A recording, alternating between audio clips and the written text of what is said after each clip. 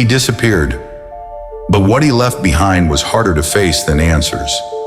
Silence and a key. Dust covered the floor. A pale beam of moonlight slipped through a cracked ceiling. Emily knelt and reached out. The metal key glowed faintly in front of her. She closed her eyes, took a deep breath. After the encounter with Dr. Enigma, the group stood in silence. More than fear, they felt curiosity, a growing need to understand the meaning of the key he had left behind.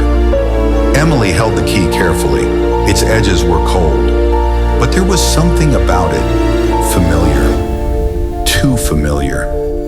Emily, who had been silent until then, whispered, "When I was little, I saw my brother draw a symbol just like this, but he never told me what it meant." The symbol, a 5-pointed star encased in a golden circle, had returned once more. First in Jack's father's notebook, then on the wall of the Aurora Pavilion, and now in this key.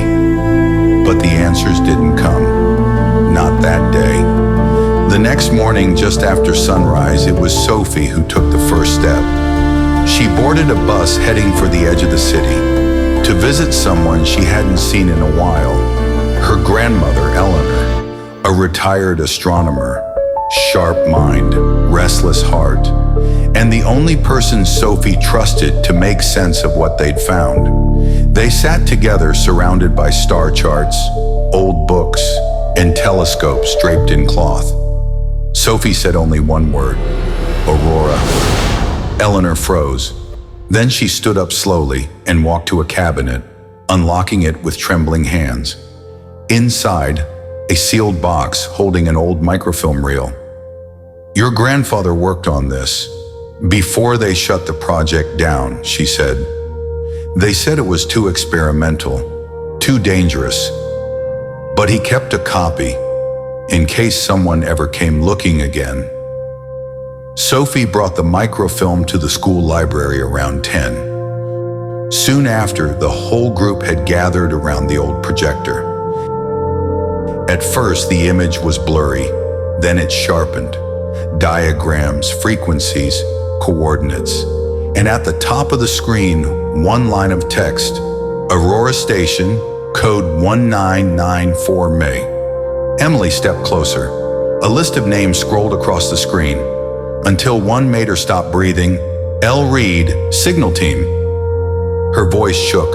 "That's my brother, Lucas Reed. He really was here." In the bottom corner of one slide, the same symbol, the star, the circle.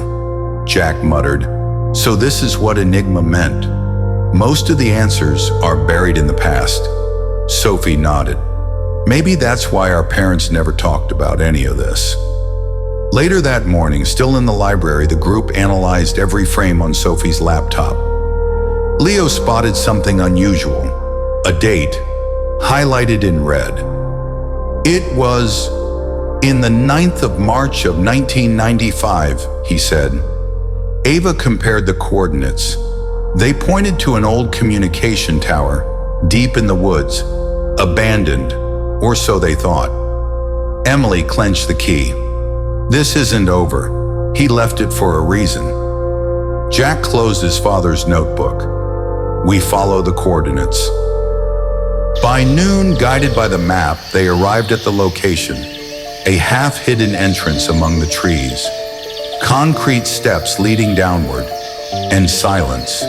Beneath the forest floor, in the forgotten foundations of Aurora Station, someone was waiting, flickering monitors, active signal channels, and then, on one of the old screens, an image appeared, grainy, faint, but unmistakable.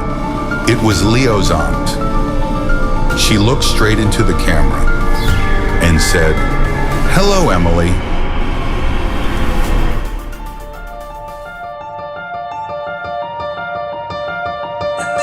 The stars align one final time. Your secret's safe with mine.